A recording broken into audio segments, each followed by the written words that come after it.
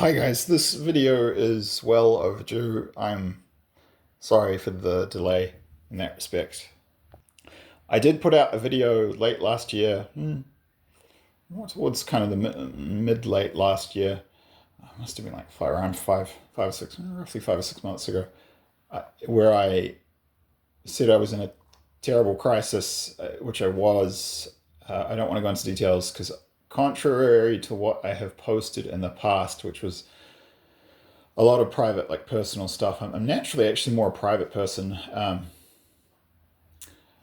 Not yeah, not just because I'm not afraid or anything. So some people are like overly private because they're paranoid that like about it's like, oh no, someone's gonna hunt me down. It's like don't flatter yourself. No one cares. People are busy with their own lives. I mention this because there's very much a culture of fear that's very, very strong. That's pushed in the media. Like if you don't consciously correct it, I mean, I grew up in it. Like people are just taught to be afraid of everything.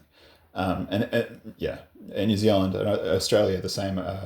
But very strong in New Zealand, where like the media, because what happens if you teach people to be afraid and have the spirit of fear? What do? They look for comfort and salvation and help. And if you're living in a godless, kind of satanic, fallen society, who do you look to for help? Not God. You look to man. You put more fuff and traced trust and faith in your government.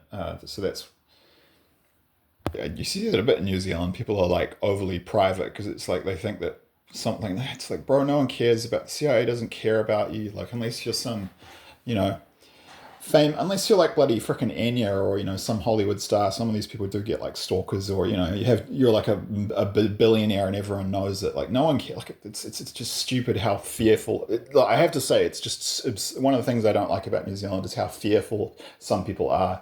And it's like, dude, you live in one of the safest countries on earth. I lived in South America for 4.5 years. Most people there in Ecuador didn't have the spirit of fear, and it was far more dangerous, especially towards the end of my time there. It's just madness, collective madness here in New Zealand. It's just difficult to deal with. That's partly why um, it's challenging to live here from a spiritual perspective. I mean, this place fell to darkness a long time ago. I'm not a fan. I do not recommend. Good to visit. Don't live here. This is not a good country. Do not recommend, and its future is very, very dark accordingly. But as for me, I'm doing a lot better, and to be honest, and despite the spiritually dark environment I'm in, I'm thriving, and there have been miraculous changes that have occurred in my life, and I have no doubt that those were a direct result of the prayers that many of you guys gave me. So I just want to give you my heartfelt thanks, just to thank you so much.